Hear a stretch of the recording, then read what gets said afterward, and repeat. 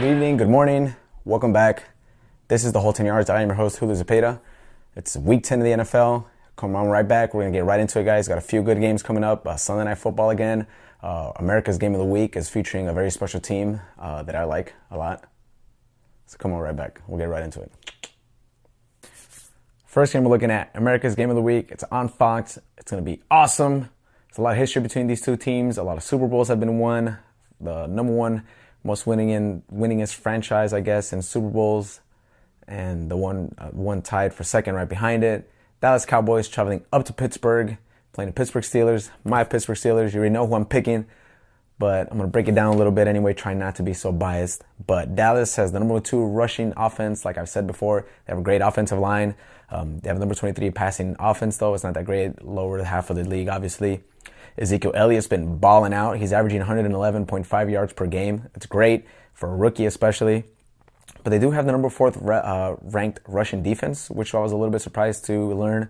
I didn't think they would be that high. But that defense is playing lights out. They're playing really well. And, Sean Lee is finally healthy, or so far. He's staying healthy so far, and that he brings a lot to that defense. He means a lot to that defense. And another thing that stood out, Zeke has played 2 of the top 10 rushing defenses of the year so far. Green Bay, who's somehow weirdly ranked number 1. I'll talk about that later. And the Giants. But he tore up Green Bay for 157 rushing yards, no touchdowns. But it was still a great outing for him. On the other side of the ball, Pittsburgh, a lot of teams, a lot of people, especially myself, thought would be a lot better than 4-4 right now. We lost the last 3 games in a row. We already lost one to Baltimore after being swept by them last year. There was a lot of missed tackles the last game against Baltimore. They were getting pushed around. The defense was by the Ravens' offensive line. Even our own offensive line was getting pushed around. They couldn't get enough of a big push against the defensive line of the Ravens to get a running game going. But I think a lot of that also falls on the offensive coordinator, Todd Haley. Got a little bit more diversity. Somebody on ESPN also brought that up. Like, you need to start using Le'Veon Bell in different roles like you had before. The first week that he came back against Kansas City, we used him all over the field, and that was great. You need to get back to that, and especially help out Ben Roethlisberger if he's still not 100% healthy, which I don't think he is. You'll never catch me rooting against the Steelers unless they piss me off. They've been pissing me off lately. But regardless, I'm going with my Steelers. I think we're going to shut down Zeke, help out Humphrey a little bit on fantasy, I guess. Shut him down, make Dak Prescott beat us, and I think the offense is finally going to get going on all cylinders, take advantage, and you need to have Dak Prescott beat us through the air, picking the Pittsburgh Steelers at home. It's been a while since we played the Dallas Cowboys. It's going to be a great game. I kind of wish I was across the hall from Mac to watch this game. Shout out Mackenzie. But then that would mean that I'm in Illinois. I don't want to be in Illinois. Anyway, enjoy this week's game, guys. Pittsburgh Steelers are going to beat the Dallas Cowboys. Just wait on it. All right, second game we're looking at. Seattle Seahawks, again, Sunday Night Football against New England Patriots. It's a rematch of that Super Bowl, but you know what? Forget all of that, because different teams, different personnel, same head coaches, but whatever. Forget all about that. You got to look at this year's teams. The New England Patriots have been looking incredible ever since Tom Brady came back. Undefeated, 4 games since he came back. He's got 12 touchdowns, 0 interceptions. He's averaging about 330 yards per game. That's insane. It's all about the matchups for them too. Bill Belichick, head coach, he coaches his ass off. He's been studying his ass off. I'm sure he's excited to play Seattle, as he said, on, was it Tuesday or Wednesday? Seattle. Anyway, it's going to be a good game. How do you stop Gronk? That's the question that Seattle's going to have to come up with an answer for. But hopefully they're going to have some help. Cam Chancellor's safety is going to be back. He's going to be able to help them out. He brings a lot to the table, experience, leadership, and just a little intangibles. The guy goes all out, just like most of the defense on that side. But expect him to be matched up against Gronk a lot, probably in man coverage or at least shading him and kind of zone defense. Russell Wilson looked good last week. He's coming off he's battling some knee injuries and ankle injuries all year, but he's starting to look a little bit better. He's been mobile, a little bit more agile, and he rushed for a touchdown, so it's good. Jimmy Graham finally looking like his old self. It only took Seattle about 1.5 years to figure out how to freaking use him, but it's about damn time. So expect him to play very well, hopefully. But Seattle's going to have a hard time with this. I mean, nobody's been able to stop New England all year long except for the Bills, that one game earlier in the year, but no Tom Brady. How do you stop Gronk? They can turn to running the ball if they want to. They just activated Deion Lewis, running back, off the PUP list. They still have LeGarrette Blount. They still have James White. They can start running whenever they want to. Gronk, Martellus Bennett. It's just, I mean, I don't even know. It's hard to pick against them, but I think Seattle's going to do it. Seattle's going to pull it out. Defense or special teams is going to have to come up with something big. It's going to be a great game. Something kind of like that NFC Championship game against the Packers 2 years ago before they played each other in the Super Bowl. But I'm picking Seattle to win this game on Sunday Night Football, and I can't wait to watch it. All right. Third game we're looking at, guys. Sorry, I'm a little excited. I can't even contain my own words.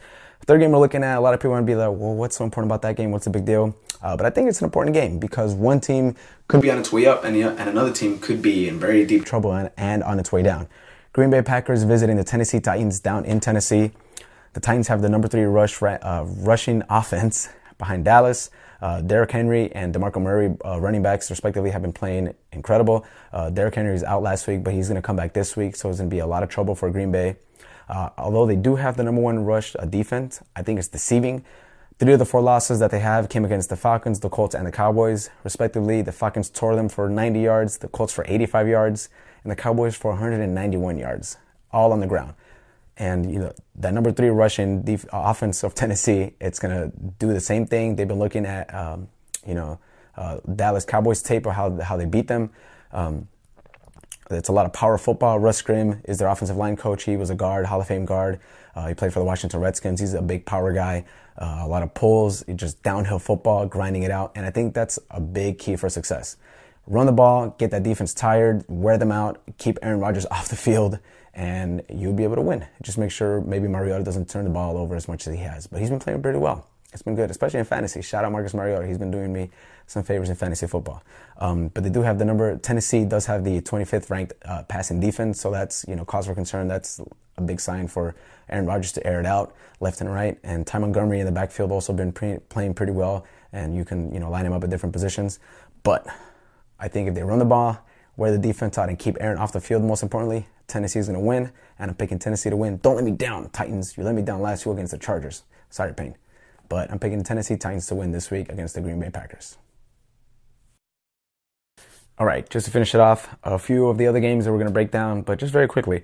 Chiefs at the Panthers. Carolina, number 3 rushing defense. The Panthers trying to be the Chiefs of last year, who started 1-5 and still managed to make the playoffs. Alex Smith is coming back and starting. Spencer Ware is coming back, but Jeremy Maclin is out. So it's kind of a toss-up. I'm really caught in between this, but I think the Panthers are going to pull it out. Somehow that defense is kind of, they felt a bit of resurgence playing. I think the Panthers are going to pull it out. It's going to be a tough game, though. It might be closer than we actually think. Broncos at the Saints. Derek Wolfe, defensive end, is out. Aqib Talib, cornerback, is still out.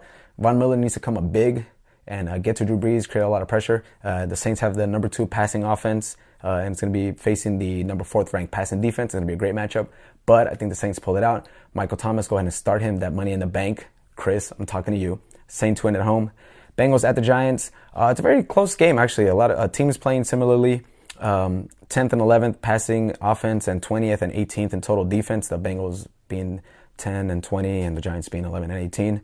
But I think Odell Beckham wins out. It'll be too much for them to handle over in Cincinnati. And I think the Giants will win on Monday Night Football. So it'll be a pretty good game, I guess. But I usually miss Monday night because I'm working. But, whatever. Giants win. Go Gabriel.